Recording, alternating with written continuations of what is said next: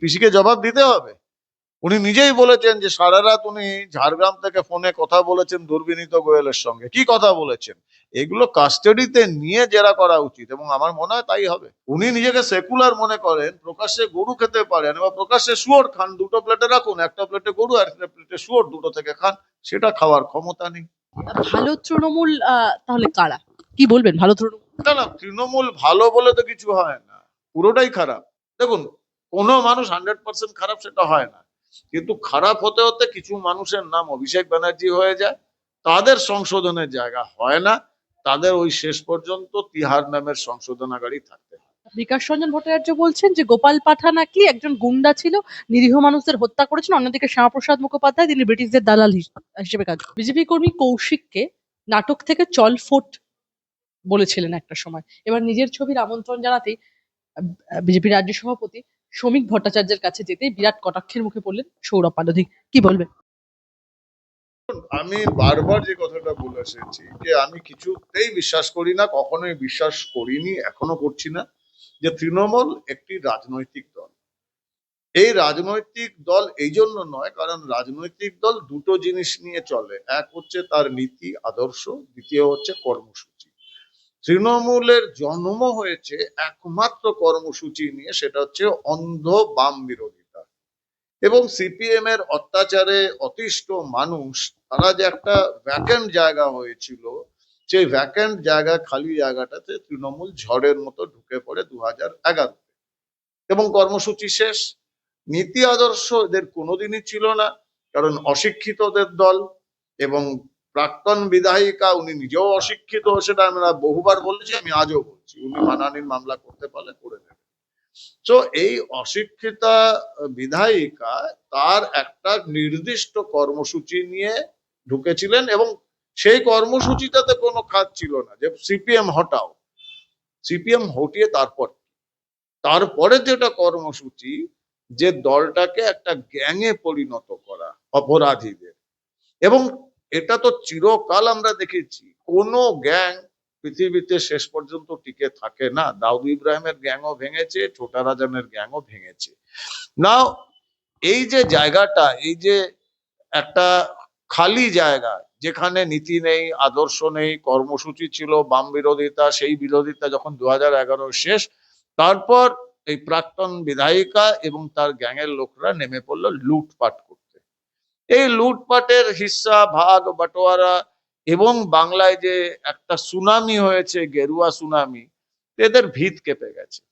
তো এরা এখন অধিকাংশ গ্যাংস্টাররা আলাদা আলাদা হয়ে যাচ্ছে, সবাই হাত ঝেড়ে নিচ্ছে যে বাংলার একমাত্র দুর্নীতি বা অত্যাচার বা গণতন্ত্রের শ্বাসরোধ করা, সেটার জন্য একমাত্র দায়ী হচ্ছে এই বিধায়িকা, পিসি, প্রাক্তন বিধায়িকা এবং তার ভাই, বলে সবাই নিজের হাত বাঁচাচ্ছে। তো এই দল তো ভাঙবেই, এই দল কোনোদিন গড়েইনি, এ তো ভেঙেছে। না, দলের নেতারা যখন হাত ছাড়লেন ঠিক সেই সময় কিন্তু মানুষের উপর ভরসা রাখতে চাইছেন মমতা বন্দ্যোপাধ্যায়। সংগঠনও হাতছাড়া হওয়ার পথে। এই অবস্থায় এবার থেকে প্রত্যেকদিন যে কালীঘাটে নিজের বাসভবনেই জনতার দরবারে বসবেন মমতা বন্দ্যোপাধ্যায়, প্রতিদিন দুপুর 3টে থেকে সন্ধ্যে 7টা পর্যন্ত দলের নেতা কর্মী এবং সাধারণ মানুষের সঙ্গে কথা বলবেন তিনি। জনতার দরবার হবে তৃণমূলের পার্টি অফিসেও, সেখানে থাকবেন দলের second in command Abhishek Bandyopadhyay. কোনো লাভ হবে? প্রথমে বলি যে জনতার উপর ভরসা তো উনি অনেকদিনই ছেড়ে দিয়েছেন এবং জনতাও ওনার উপর আর ভরসা করেন না। তো এই যে উনি যেটা করতে চাইছেন, এটা একটা মকারি। উনি যে নেতা ওনার কাছে আসবে, এখন বেঁচে কজন আছেন? এখন তো সেই বিখ্যাত ডায়লগ, আমি, তুমি, সে ও তাহারা, এই চারজনই রয়েছে ওনার কাছে।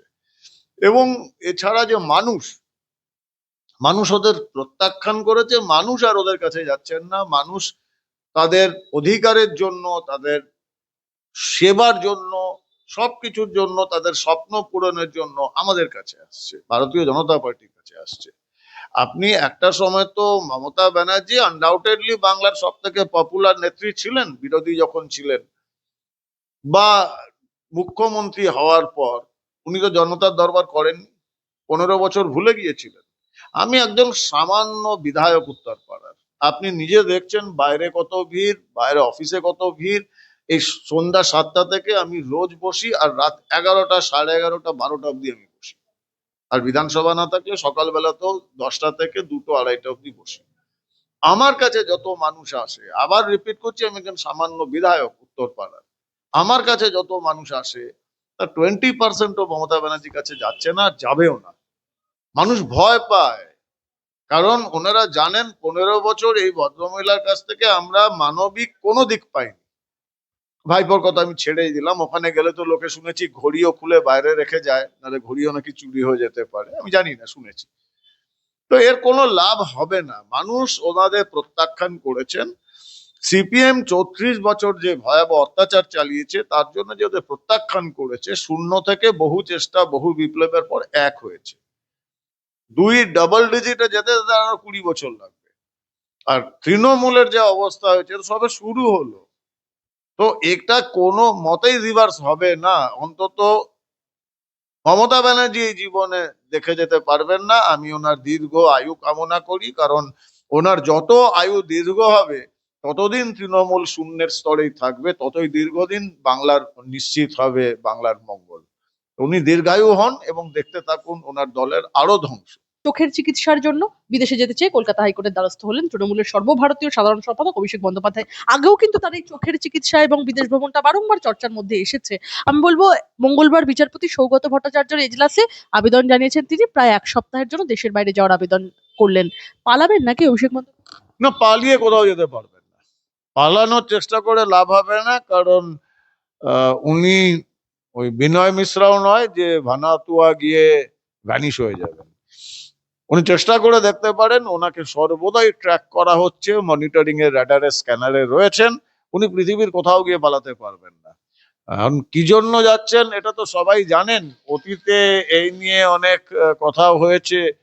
লোকে বলে, আমি যদিও বিশ্বাস করি না, যে অনেক নাকি বান্ধবী রয়েছে বিদেশে, রাশিয়ান বিভিন্ন দেশে, যেখানে নাকি ওই বান্ধবীদের সারোগেট অ্যাকাউন্টে হাজার হাজার কোটি টাকা দেওয়া হয়েছে।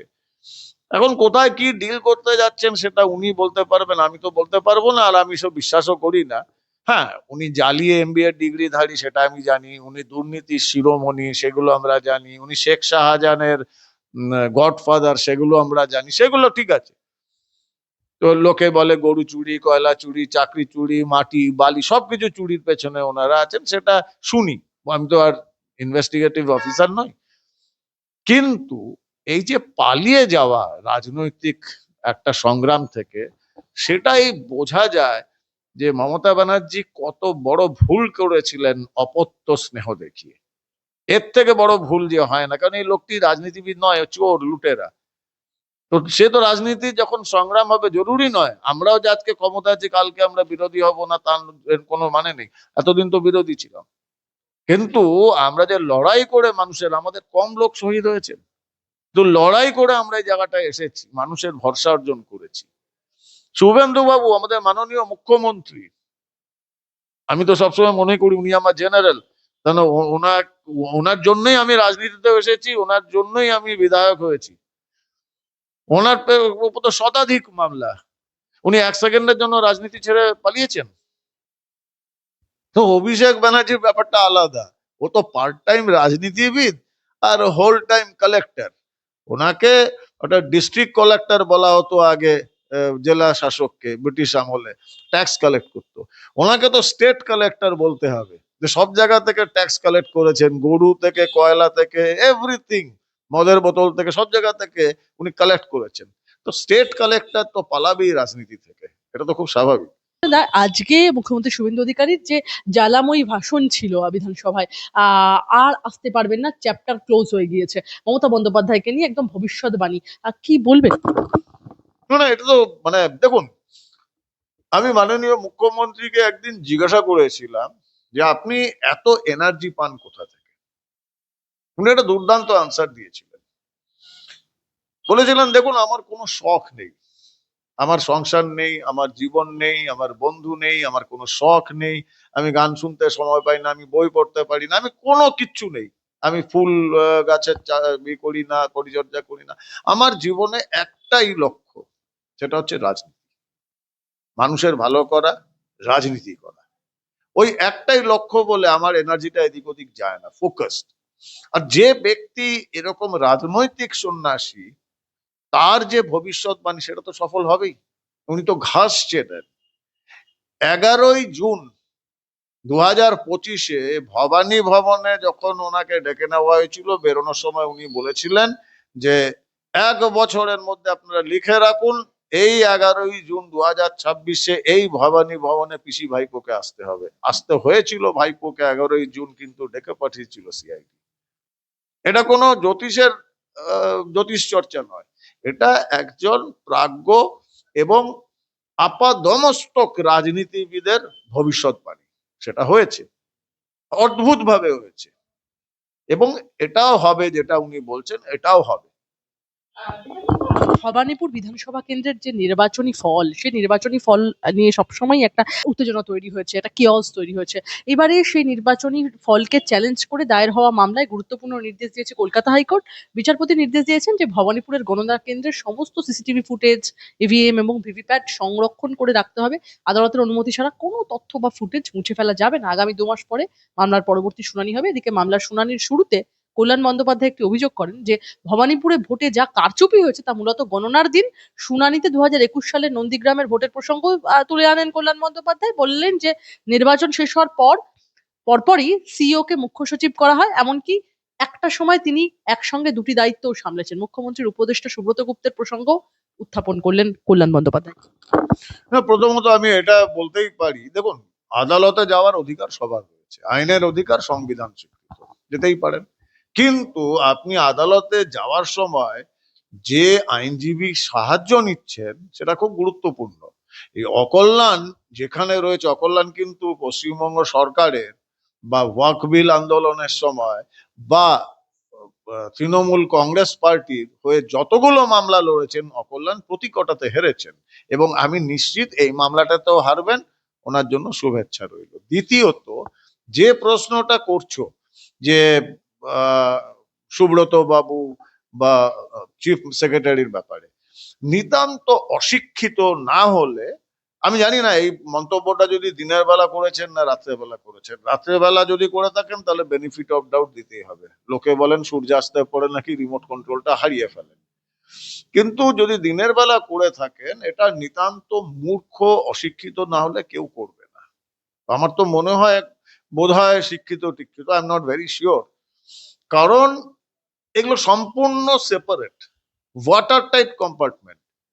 এইগুলো যদি আমরা দেখি, অতীতে তো আমরা এই রাজ্য সরকারের, তৃণমূলের যে সরকারে আমরা দেখেছি, আমলাদের, যোগ্য আমলাদের, ব্যুরোক্র্যাটদের, পুলিশ অফিসারদের কিরকম ভাবে তুই তুকারি করা হতো।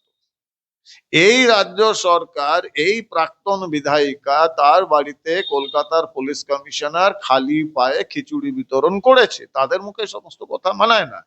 দ্বিতীয়ত, সুব্রত বাবু ভারতবর্ষের শ্রেষ্ঠতম ব্যুরোক্র্যাটদের মধ্যে একজন।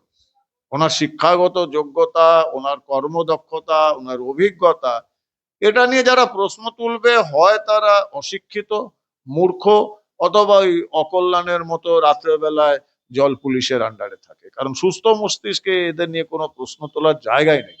এবং মিস্টার মনোজ আগরওয়াল, এই দুজনে মিলে কিন্তু নিশ্চিত করেছেন পশ্চিমবঙ্গে 93% মতদান। এটা একটা রেকর্ড সৃষ্টি করেছে ভারতবর্ষে এবং পৃথিবীতেও। 93% আজ পর্যন্ত কোথাও হয়নি, এত বড় একটা রাজ্যে এত নাম্বার ভোটার্স। কারণ ওই গণতান্ত্রিক পদ্ধতি, পরিবেশটা ওনারা আনতে পেরেছিলেন। আর এই রকম ব্যুরোক্র্যাট, আজকের এই যে শ্মশান ভূমি আমরা পেয়েছি, যা শেষ করে দিয়ে গেছে ওই পিশাচের সরকার, তাকে গড়ে তুলতে গেলে তো আমাদের শ্রেষ্ঠতম মাইন্ড গুলো দরকার। সেই মস্তিষ্ক গুলো ছাড়া আমরা কি করে করব? রাস্তা দেখাবে কে? এই যে আমাদের মাননীয় মুখ্যমন্ত্রী শুভেন্দু অধিকারী মহাশয় বা মাননীয় প্রধানমন্ত্রী নরেন্দ্র মোদীজি, এদের যে স্বপ্ন বিকশিত ভারত, একটা জায়গায় আটকে যাচ্ছিল পশ্চিমবঙ্গ।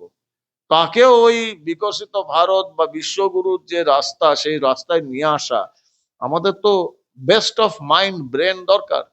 এবং সুব্রত বাবু এবং মিস্টার মনোজ আগরওয়াল, ও দুজনের থেকে ভালো ব্যুরোক্র্যাট কোথায় পাবেন? ওরাই তো রাস্তা দেখাবে, দিশা দেখাবে।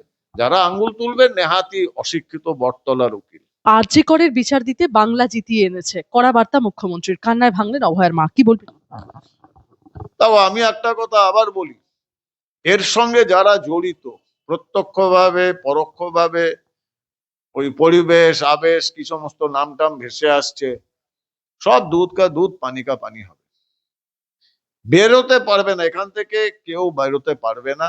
আর দেখো, অভয়ার অভিশাপ, কামদুনির অভিশাপ, পার্কস্ট্রিটের অভিশাপ, কালনা কাটোয়ার অভিশাপ, সন্দেশখালীর অভিশাপ, দেখছো তো আজকে বাংলার প্রাক্তন বিধায়িকার অবস্থা।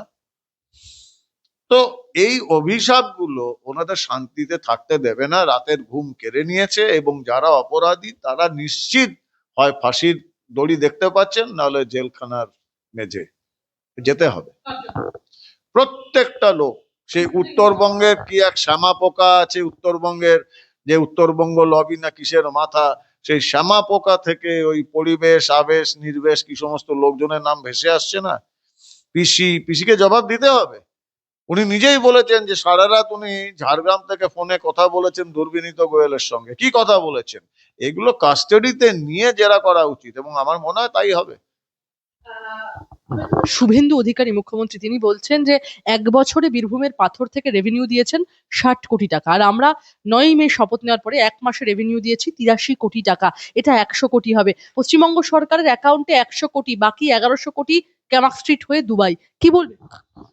আমি অত বড় সংখ্যায় যাচ্ছি না। আমার উত্তর পাড়াতে প্রচুর, প্রায় 60-70টা বিশাল বিশাল জলাশয় রয়েছে। বহু জলাশয় এরা বুঝিয়েছে। এই তৃণমূলের সরকারের বা তৃণমূলের পরিচালিত পৌরসভাগুলো বেআইনি নির্মাণ হয়েছে।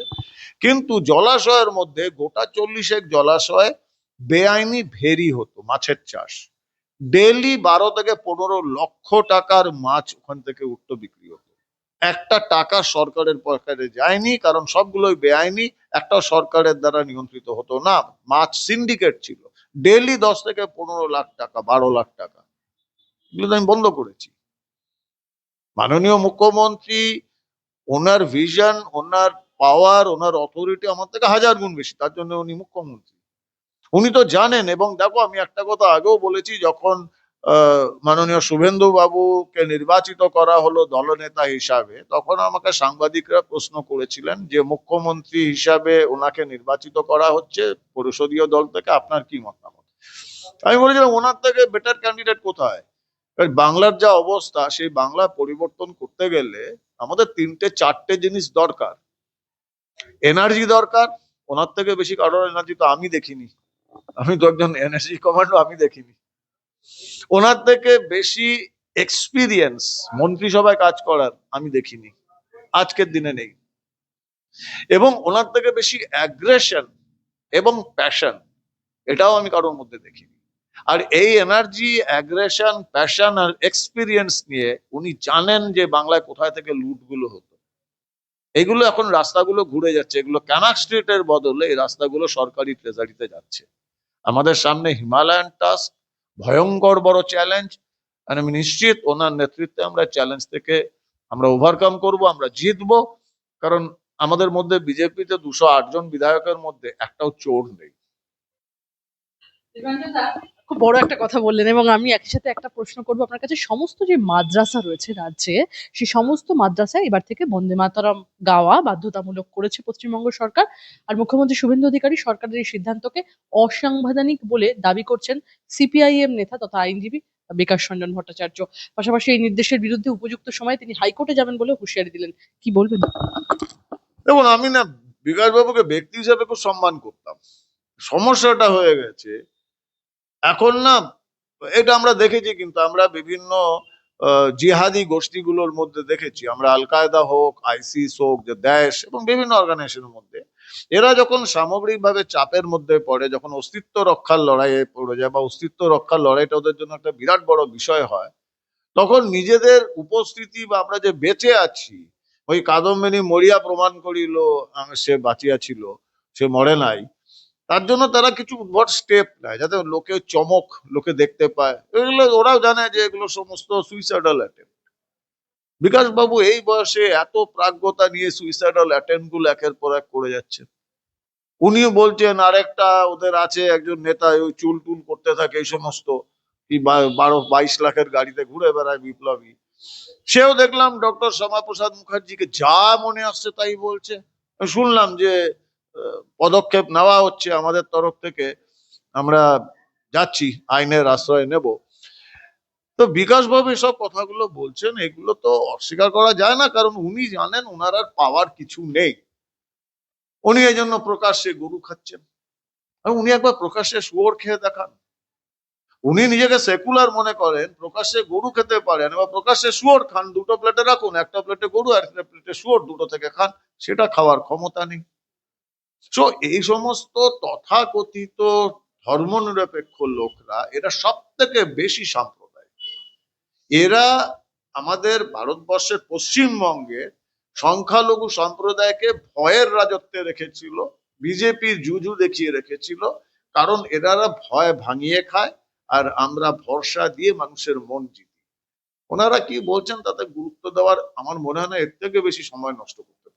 বিকাশ রঞ্জন ভট্টাচার্য বলছেন যে গোপাল পাঠা নাকি একজন গুন্ডা ছিল, নিরীহ মানুষদের হত্যা করেছেন। অন্যদিকে শ্যামাপ্রসাদ মুখোপাধ্যায় তিনি ব্রিটিশদের দালাল হিসেবে কাজ করেন। না না, সেটা যেতে দেখুন, এটা হচ্ছে কি, মানে আমার কাছে ডিগ্রি আছে বা আমি খুব বড় লয়ার বা আমি 22 লাখের গাড়িতে চড়ে ঘুরি বা আমি এই চুল করতে থাকি, সেটা করলে তো আর শিক্ষিত হওয়া যায় না সব সময়। আমি তো বলতেই পারি যে টটস্কি স্ট্যালিন সমকামী ছিল, বা লেনিন গুন্ডা ছিল, কার্ল মার্কস ধর্ষক ছিল। আমি বলবো? কখনোই বলবো না। আমি তো পাগল নই, আমি ওনাদের মতো বামপন্থী নই। আমি জানি কাকে কার নীতিটাকে আমি সমর্থন নাও করতে পারি, ব্যক্তি হিসাবে তাকে শ্রদ্ধা করতে অসুবিধা কোথায়? আমার বুদ্ধবাবুর নীতি, বুদ্ধবাবুর শিল্পনীতি, আজকের বাংলার এই ভয়াবহ পরিণতির জন্য বুদ্ধবাবু দায়ী। কিন্তু বুদ্ধবাবুকে ব্যক্তিগতভাবে কিছু বললে আমার আর অকল্যাণের মধ্যে পার্থক্য কি রইল? কারণ ওনার নীতি আলাদা হতে পারে, রাজনীতি আলাদা হতে পারে, ব্যক্তি চরিত্র নিয়ে এখন এরা যদি গুন্ডা বলে, তো কি বলা যাবে? আর ইস্কন শিশুদের যে মিড ডে মিল, সেই মিড ডে মিল থেকে যে ডিম বাদ দেওয়া হয়েছে বা বাদ দিতে বাদ দেওয়ার একটা সিদ্ধান্ত নেওয়া হয়েছে, এই নিয়েও কিন্তু বিতর্ক তুলেছে বামেরা। দীপাঞ্জন দা, বলা হচ্ছে যে জোরপূর্বক মানুষকে নিরামিষ খাবার খাওয়ানোর নিনজা টেকনিক, কি বলবো? আবার বললাম যে এরা এখন নিজেদের অস্তিত্ব জানান দেওয়ার জন্য লড়াই করছে। মানুষ তো এদের প্রতি কটা জায়গায় দেখো না খোঁজ নিয়ে, এই বিধানসভা নির্বাচনে এদের কতজন নেতা নেত্রী বিপ্লবী তারা জামানত মানে জামানত বাঁচাতে পেরেছে। আমার এখানে উত্তরপাড়ায় ওদের সব থেকে বড় স্টার ক্যান্ডিডেট ক্যাপ্টেন 28,700 ভোটে আমার থেকে পিছিয়ে ছিল। মানুষ ওদের কথা বিশ্বাস করে না। আমার মতো সামান্য মানুষ, উত্তরপাড়ার মতো একটা ছোট্ট বিধানসভা, সেখানে ওদের ক্যাপ্টেন, এবং লোকে বলে এখানে নাকি লেনিনের দাঁত পোতা আছে। তো সেই দাঁত আমরা উপড়ে ফেলে দিয়েছি, মানুষ ওদের মন থেকে উপড়ে ফেলে দিয়েছে। এখন এই সমস্ত কথাবার্তা এরা বলবে, এতে কোনো, আমি তো বললাম এগুলোর জবাব দেওয়া মানে বাতুলতা। ওদের বলুন 15 বছর চেষ্টা করুক, মানুষের কাছে পৌঁছাক, সঠিকভাবে বিরোধিতা করুক। আমি তো 3 দিন ধরে তো আমরা বিধানসভায় যাচ্ছি, ওই বামফ্রন্টের সবেদন নীলমণি উনি আছেন কোথায়? এখনো অব্দি তো দেখতে পেলাম না। আমি জানি না উনি আদৌ বিধানসভায় আসেন কিনা, কারণ নামও এখনো অব্দি উচ্চারিত হয়নি। দেখা গেলে একবার হাত মিলিয়ে আসবো। চলুন, একটা তো ডাইনোসর পাওয়া গেল। আমার একটা খুব ইম্পর্টেন্ট প্রশ্ন আপনার কাছে, এটা জিজ্ঞাসা না করলেই নয়। আচ্ছা, আসল তৃণমূল নকল তৃণমূল তো না হয় হলো, কিন্তু ভালো তৃণমূল নিয়ে কি বলবেন? এরা বিজেপিতে আসবে না? দেখুন, বিজেপিতে আসা, কে আসবে কে আসবে না, বিজেপি কাকে দলে নেবে, এটার জন্য আমাদের উচ্চ নেতৃত্ব রয়েছে, তারা সিদ্ধান্ত নেবে। তাদের রাজনৈতিক গভীরতা, রাজনৈতিক প্রজ্ঞা, দূরদৃষ্টিতা আমার থেকে 1000 গুণ বেশি, এতে কোনো সন্দেহের অবকাশ নেই। সেই জায়গায় দাঁড়িয়ে আমি এই ব্যাপারে মতামত দিতে পারি না, আমার মন্তব্য করাটাও সমীচীন হবে না। সেটা দল যা ঠিক করবে, আমরা দলের সৈনিক, আমরা সেটাই শিরোধার্য করে চলবো। সিদ্ধান্তটা যা হবে সেটা উচ্চতম নেতৃত্বের। ভালো তৃণমূল তাহলে কারা? কি বলবেন ভালো তৃণমূল? না না, তৃণমূল ভালো বলে তো কিছু হয় না, পুরোটাই খারাপ। এবং সে অপরাধের বিচার অনুযায়ী কারোর 1 বছরের সাজা হয় জেল, কারোর বা যাবজ্জীবন জেল হয়, কারোর বা ফাঁসি হয়। আপনি সব ধরনের অপরাধ করতে এক জায়গায় আনতে পারবেন না। কেউ পকেটমার হয়, সে শুদ্ধিকরণ হয়। কারণ এটাও আপনি জানেন, জেলগুলোর নাম এখন আর জেল নয়, সংশোধনাগার হয়ে গেছে। এ সংশোধন করবে এবং মূল সমাজ জীবনে ফিরে আসবে। কিন্তু ওই সংশোধনাগারেও এমন মানুষ থাকে যারা কিন্তু যাবজ্জীবন জেল হয়, টিল ডেথ, এবং সেখানে ফাঁসির অর্ডার হচ্ছে, ফাঁসিও হচ্ছে। তাহলে কি সংশোধনাগারে যারা থাকে সবাই এক? তা তো হয় না। বহু উদাহরণ রয়েছে যে 6 মাস 1 বছর জেল খেটে বা 5 বছর জেল খেটে এসে আবার তারা নতুন জীবন শুরু করেছে, মূল সমাজ জীবনে ফিরে এসেছে। তারা ভুলে ভটকে হুয়ে এলো। আর যেটা বলা হয় যে, দেখুন, কোনো মানুষ 100% খারাপ সেটা হয় না, কিন্তু খারাপ হতে হতে কিছু মানুষের নাম অভিষেক ব্যানার্জি হয়ে যায়, তাদের সংশোধনের জায়গা হয় না, তাদের ওই শেষ পর্যন্ত তিহার নামের সংশোধনাগারই থাকতে হয়। ছোট প্রশ্ন আপনার কাছে, ব্যাসাচি দত্তের বান্ধবীর বাড়ি থেকে উদ্ধার হলো কেজি কেজি সোনা, কি বলবেন? এবার একদম সোনা পাওয়া যাচ্ছে। মানে আপনি কি ওই সব্যসাচী দত্তের কথা বলছেন? আপনি মহাভারত পড়েছেন তো? সব্যসাচী কার নাম? অর্জুন। কারণ দুটো হাতেই সমান তীর বামান চালাতেন, কারেক্ট? আর এই সব্যসাচীও সার্থক নামা, ডান হাতে বা হাতে দু হাতে কামিয়েছেন। তো কেজি কেন, কুইন্টালের সোনা তো থাকতে পারে। তো এটা খুব মজা, তৃণমূলে যত এই প্রৌঢ় বৃদ্ধগুলো রয়েছে, সবার একটি করে গার্লফ্রেন্ড রয়েছে। আর গার্লফ্রেন্ডরা যেমন এদের সেনাপতি, সে 16টা না 17টা গার্লফ্রেন্ড বা বিদেশিনী বান্ধবী রেখে হাজার হাজার কোটি টাকা রেখেছে, এরা বোধহয় গার্লফ্রেন্ড গুলো খুঁজেই বার করে যেখানে সোনা রাখবে, টাকা রাখবে। সব পার্থ চ্যাটার্জি থেকে সব্যসাচী দত্ত সবার গার্লফ্রেন্ড রয়েছে। তো আমার মনে হয় বাংলার বা ভারতবর্ষের বা পৃথিবীর মহিলাদের বলবো, আপনারা আপনাদের সঙ্গে কেউ বন্ধুত্ব করতে আসলে আগে খোঁজ নেবেন যে সে তৃণমূলী কিনা। তাহলেই জানবেন সে আপনাকে ব্যবহার করতে আসছে, আপনার কাছে টাকা রাখবে এবং ভবিষ্যতে আপনি জেলে যাবেন। কারণ এদের চুরি বা ডাকাতির একটা অঙ্গাঅঙ্গি ভাবে আপনাদের জড়িয়ে দেওয়ার একটা কৌশল। তো মেয়েরা, মহিলারা, আপনারা তৃণমূল থেকে দূরে থাকবেন। আমার শেষ একটাই প্রশ্ন আপনার কাছে, বিজেপি কর্মী কৌশিককে নাটক থেকে চল ফোট বলেছিলেন একটা সময়, এবার নিজের ছবির আমন্ত্রণ জানাতেই বিজেপি রাজ্য সভাপতি শ্রমিক ভট্টাচার্যের কাছে যেতেই বিরাট কটাক্ষের মুখে পড়লেন সৌরভ পালোধি, কি বলবেন? দেখুন, এটা এটা আই থিঙ্ক এটা নিয়ে আমাদের মাননীয় রাজ্য সভাপতি তিনি সঠিক কথা বলতে পারবেন, এখানে আমার কিছু বলার জায়গা নেই।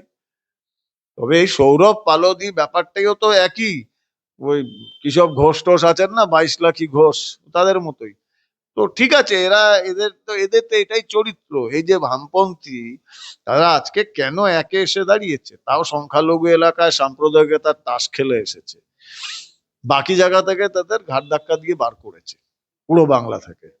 এই সমস্ত ওই পালোধি টালোধির মতো প্রাণীদের জন্য, এদের জন্য করুণা ছাড়া কিছু নেই। বাকি একটা কিছুটা লেভেল হলেও এটিকেট থাকে, একটা সংস্কৃতি থাকে। একজন শিল্পী, সে শিল্পী হলেও, সে যেরমই শিল্পী হোক, সে তো এসেছে, তাকে তো আর বাইরে দিয়ে ধাক্কা দিয়ে বার করে দেওয়া যায় না। তো ঠিক আছে, এখন এটা নিয়ে বিস্তারিত, আমরা অসহিষ্ণু নই এটা প্রমাণ।